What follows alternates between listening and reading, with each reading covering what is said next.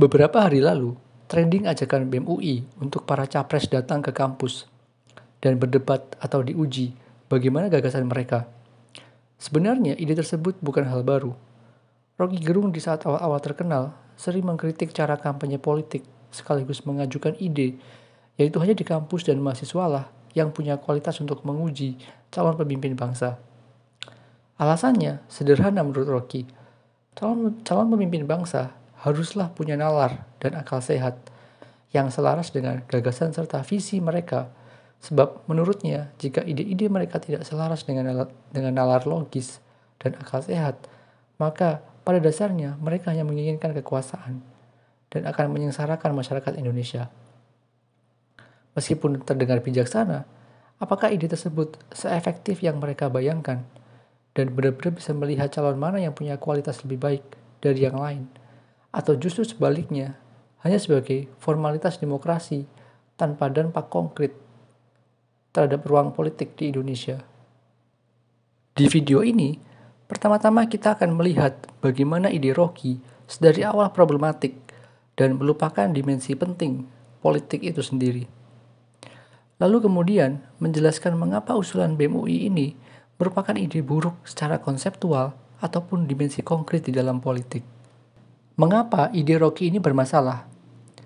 Sebab Rocky dari awal membayangkan dirinya sebagai seorang idealis yang bisa memisahkan ruang logika dan penalaran yang benar secara formal dengan ruang material dan konkret. Rocky secara langsung meyakini bahwa jika seseorang mampu dites atau diuji melalui penalaran formal, maka tindakannya mereka bisa dipertanggungjawabkan. Pendasaran seperti demikian memang tidak sepenuhnya keliru. Namun apa yang membuat Rocky terlihat seperti seorang idealis dalam artian buruk adalah bahwa dia tidak melihat kerja nalar dan logika itu sudah dari awal bersifat material dan konkret, tidak hanya ruang formal. Untuk melihat kerja logika secara konkret, pertama kita perlu membuang ilusi tentang pemimpin sempurna. Sebut saja Jokowi. Kita bisa melihat jika ada aspek yang terasa tidak ada kemajuan dan perkembangan secara signifikan adalah dimensi pendidikan dan kebudayaan. Kita bisa mengkritik itu semua dengan bebas dan terbuka. Namun bukan berarti pemerintahan Jokowi tidak punya logikanya atau menurut bahasa Rocky sebagai dungu. Justru sebaliknya, kekurangan besar Jokowi merupakan hal yang selaras dengan kesuksesannya. Apa artinya itu semua? Itu berarti bukan karena logika yang digunakan Jokowi dungu, melainkan sebaliknya. Entah sesukses apapun, kerja nalar logika tersebut selalu memunculkan apa yang disebut sebagai antagonisme atau ruang kontradiksi di mana kebenaran tunggal logika itu selalu dibatalkan. Atau jika kita ingin menggunakan bahasa mudah, maka fokus Jokowi terhadap pembangunan infrastruktur merata di Indonesia yang masif di sisi lain melupakan atau merusak dimensi non-material yang tidak bisa diselesaikan hanya dengan membangun infrastrukturnya saja. Misalnya seperti pendidikan dan kebudayaan.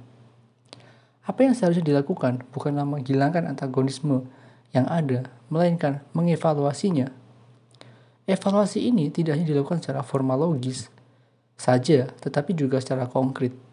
Disinilah poin yang seharusnya ditekankan, bahwasanya pengujian nalar logika itu sedari awal sudah bekerja secara konkret. Karena hal tersebut penting untuk melihat rekam jejak dari seorang calon pemimpin. Calon pemimpin yang baik bukanlah mereka yang menawarkan gagasan dan ide-ide logis, melainkan mereka yang mempunyai banyak rekam jejak dan pengalaman yang bisa diuji secara langsung. Mengapa ide BEM UI buruk? Sebab mereka berupaya untuk menyucikan ruang antagonisme, sehingga seolah-olah mereka bisa membayangkan nantinya masyarakat tidak akan ada yang tertipu, karena semuanya sudah terbuka dan diuji. Atau menggunakan bahasa lakong, mereka mencoba menjadi the meta language, suatu posisi di saat mereka bisa melihat ke yang lain dan menilai benar dan salah.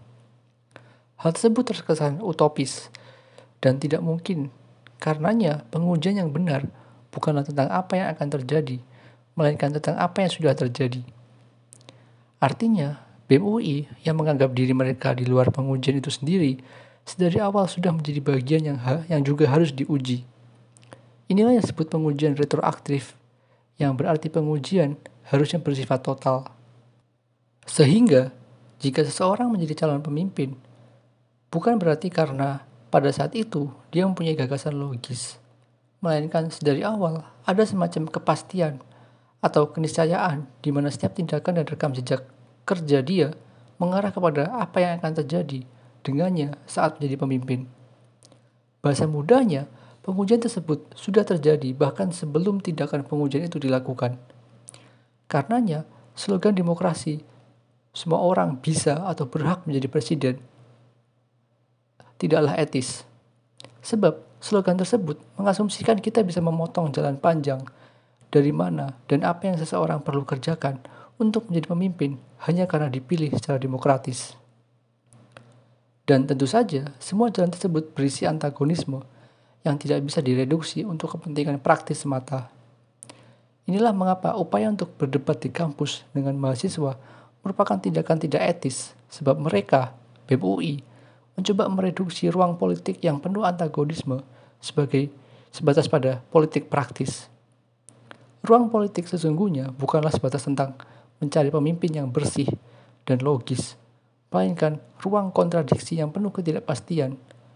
Dan satu-satunya yang membuat kita semua berada di dalamnya, karena kita semua punya tanggung jawab yang sama terhadap ketidakpastian tersebut. Lalu pertanyaannya, apa yang harusnya dilakukan mahasiswa untuk berkontribusi terhadap ruang politik di Indonesia? Yang pasti bukan dengan menghilangkan antagonisme di dalam ruang politik, melainkan menjadi the third mediator, atau mediator ketiga setelah pemerintah dan ruang publik sosial. Artinya, sebagai mahasiswa yang terdidik dan punya daya intelektual lebih dari masyarakat umum, maka seharusnya mereka menawarkan suatu pemahaman terbuka tentang apa arti dari kesejahteraan masyarakat. Apa arti dari keadilan yang seharusnya dijalankan? Atau mungkin apa arti seorang pemimpin bagi kita semua? Alih-alih terjun langsung sebagai yang menentukan benar salah, apa yang seharusnya dilakukan adalah menawarkan pertanyaan yang membuka kesadaran dan pemahaman bersama, dan tidak begitu saja berakhir dengan menunjuk calon ini lebih baik dari yang lain. Pertanyaan tersebut juga bukan untuk membuat kita semua menjadi sinis.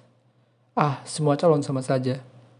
Melainkan sebaliknya, untuk membuka suatu ruang pemahaman lain, bahwasanya politik tidak hanya tentang pemilu atau memilih mana yang lebih baik, akan tetapi tentang posisi di mana kita semua sudah selalu di dalam ruang politik untuk memperjuangkan sesuatu yang lebih besar dan layak untuk diperjuangkan daripada sebatas politik praktis 4 tahun sekali.